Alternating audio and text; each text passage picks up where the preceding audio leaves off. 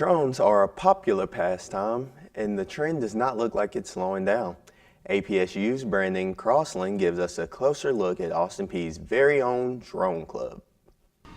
No, this isn't a sci-fi movie, but it sure looks like something straight from the future.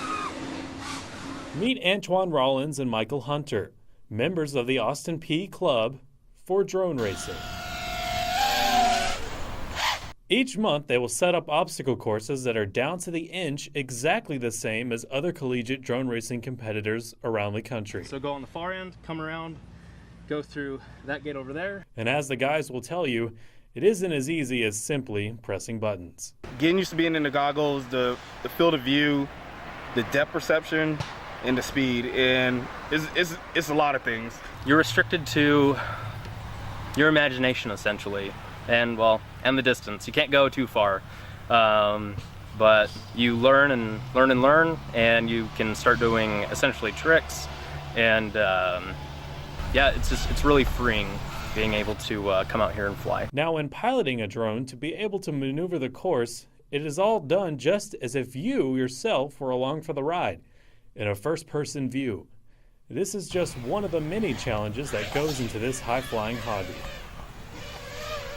Michael Hunter praises the drone racing hobby not only for the fun, but also the learning and skill development that goes along with it. If you're into electronics and the engineering background, this is an awesome hobby to be in, to just learn about those things. The passion these two students show for flight and everything that goes into it is nothing short but inspirational. I've been into like RC aircraft, everything for a while. I volunteer at GIS Center, so they have like the Phantom 4 drone, stuff like that. So that's what got me started in it. I flew RC airplanes ever since I was about 13 years old with my dad. When I was in the military, these drones started coming about. They were getting really popular back in about 2013 and 14. And that's when I bought my first one and I started learning how to do it. They found what they love to do, and they don't plan to come back to the ground anytime soon.